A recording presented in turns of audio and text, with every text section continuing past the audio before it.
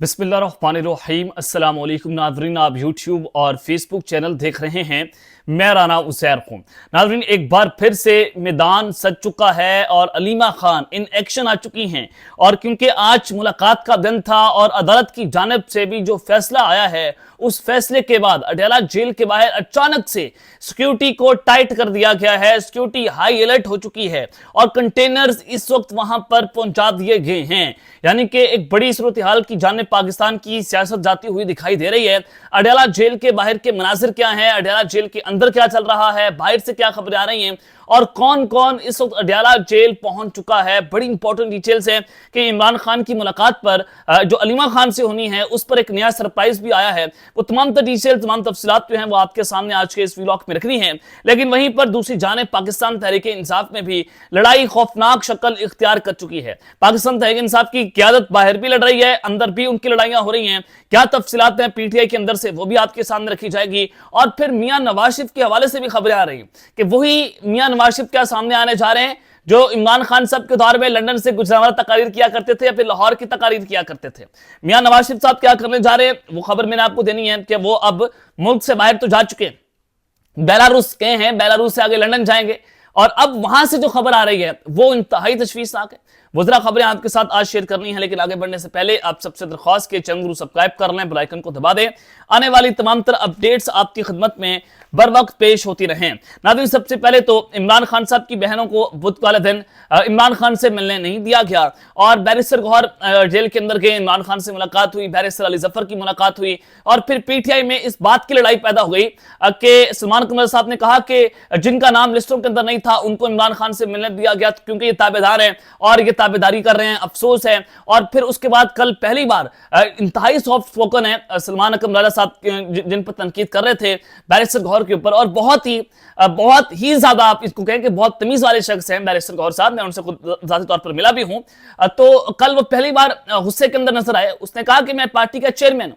बड़ी दुरुस्त बात उन्होंने की कि मैं पार्टी को जवाब दे नहीं हूं, पार्टी मुझे जवाब दे है और मैं पाकिस्तान तहरीक इंसाफ का पार्टी चेयरमैन, तो लिहाजा आपको मेरा हुक्म मानना पड़ेगा। बैरिस्टर गौहर साहब ने कल उस पर पहली बार गुफ्तगू की। तो इसका मतलब यह है कि पीटीआई के अंदर लड़ाइयां बढ़ रही हैं और जो माइनिंग वाला बिल केपीके के अंदर जा रहा है और फिर कल सलमान अकरम साहब ने कहा कि जनाब ये बिल जब आया तो फोन कॉल की गई है कि कुछ दिनों के अंदर, 2 दिन के अंदर अंदर इस बिल को जो है मंजूर करवाया जाए। और पाकिस्तान तहरीक इंसाफ की क़यादत इस पर भी लड़ रही है और फिर इस पर बहुत सारे लोग इसके खिलाफ खड़े हो गए पीटीआई के अंदर। आतिफ खान और अली अमीन गंडापुर एक बार फिर से व्हाट्सएप ग्रुप के अंदर जनाब गुत्थम गुत्था है, उस पर लड़ाइयां बढ़ गई हैं। अब ये जो लड़ाई है वो शिद्दत इख्तियार करती हुई हमें जनाब दिखाई दे रही है कि पीटीआई के जो ग्रुप बंदियां हैं और मुखालिफ धड़ों ने मादनियात से मुतालिक सूबाई बिल को मुतनाज़ा बना दिया है। राय के मुताबिक पार्टी में बढ़ती हुई अंदरूनी चपरकश ने एक इस्लाहाती कानून को जाती मफादात की जंग में तब्दील कर दिया।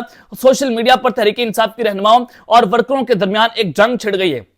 बैरिस्टर गौहर भी सोशल मीडिया एक्टिविस्ट को ब्लॉक करना शुरू हो गए हैं क्योंकि इस वक्त सोशल मीडिया जो है वो पाकिस्तान तहरीक इंसाफ के लिए वो वाले जान बन चुका है। सोशल मीडिया की वजह से जो इनके एक्टिविस्ट हैं जो बाहर बैठे हुए हैं, वो बाहर से बैठकर जो गंद बोलते हैं पीटीआई के, वो इंतहाई काबिल मुसम्मत है। पाकिस्तान तहरीक इंसाफ को इनको रोकना पड़ेगा क्योंकि अब वही जो सोशल मीडिया एक्टिविस्ट है वो पाकिस्तान तहरीक इंसाफ के ऊपर जो है वो चढ़ दौड़े हैं।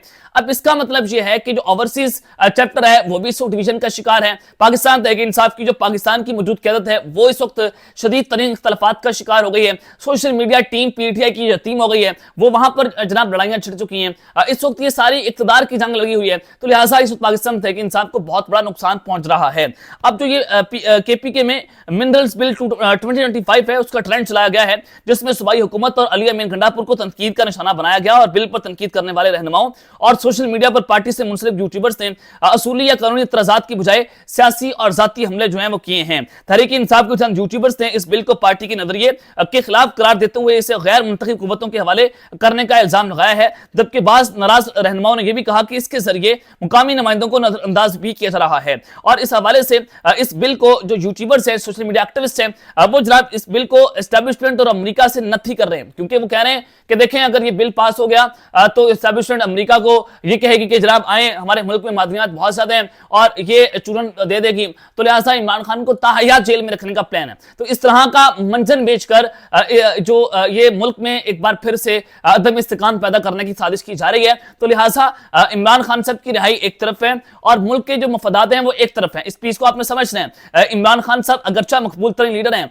उनकी मकबूलियत है, कौम उनके पीछे खड़ी हुई है, लेकिन आप ये यूट्यूबर्स अपना मंजन बेचने के लिए, चंद व्यूज की खातिर जो इस तरह का मंजन बेच रहे हैं, आपने उनसे नौसरबाजों से होशियार रहना है। अब मैं वो जो खबर दे रहा हूं कि इजराइल के मुताबिक जो जनाब सूबाई असम्बली में जो जुमे वाले दिन बिल पेश करना है वो शकील खान और फजल लाही समेत दीगर हुकूमती अरकान ने बिल की शदीद मुखालफत की, जिस पर अपोजिशन ने भी तनकीद शुरू कर दी और पीर के रोज सेक्रेटरी मादनियात सूबाई असम्बली के अरकान को बिल पर तफसीली ब्रीफिंग जो है वो भी दी जाएगी। तो लिहाजा आप देखते हैं कि ये बिल क्या पास होगा या नहीं होगा। और ये कहा जा रहा है कि हमारी इमरान खान से मुलाकात करवाई जाए और इमरान खान साहब की हाँ होनी चाहिए, ना होनी चाहिए। अगर खान साहब ने जो है गो अहेड दे दिया तो इस बिल को मंजूर करवाया जाए और अगर ना दिया गया तो फिर इस बिल की मुखालफत की जाए। अब देखना यह होगा कि क्या इस बिल को मंजूर करवाया जाएगा या इमरान खान इस पर हाँ करते हैं ना करते हैं। इस वक्त पाकिस्तान तहरीक इंसाफ की जो लीडरशिप है वो आपस में जनाब गुत्थम गुत्था हो चुकी है। और अली अमीन गंडापुर ने यह भी कहा कि मैंने इमरान खान की रिहाई के लिए बहुत कुछ किया, लेकिन अल्लाह की तरफ से हर चीज का वक्त मुकर्रर है। अली अमीन गंडापुर ने इमरान खान की रिहाई का मामला अल्लाह पर छोड़ दिया है। इसका मतलब यह है कि जो अली अमीन गंडापुर कोशिशें कर रहे थे,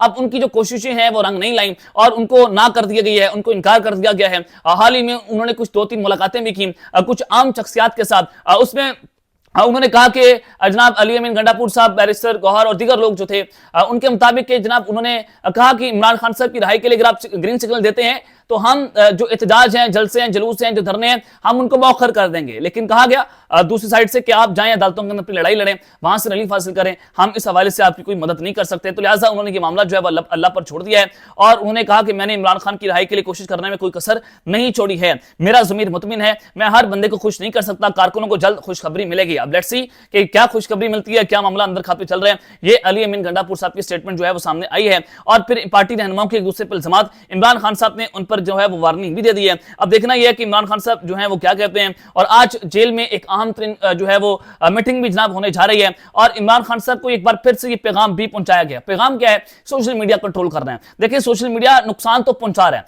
आज इंसार बस साहब ने कहा कि खान के हमदर्द दुश्मन, तहरीक इंसाफ के हमदर्द यूट्यूबर्स डॉलर्स और पीटीआई के सोशल मीडिया के लाइक्स का ताल्लुक इमरान खान और फौज की लड़ाई से है। बिल्कुल दुरुस्त बात की है कि इस जो इमरान खान साहब की और एस्टैब्लिशमेंट की लड़ाई है उसमें सबसे अहम किरदार वो सोशल मीडिया का है। अगर आप चाहते हैं कि इमरान खान साहब रिहा हो तो उसके लिए सोशल मीडिया को कंट्रोल करना पड़ेगा।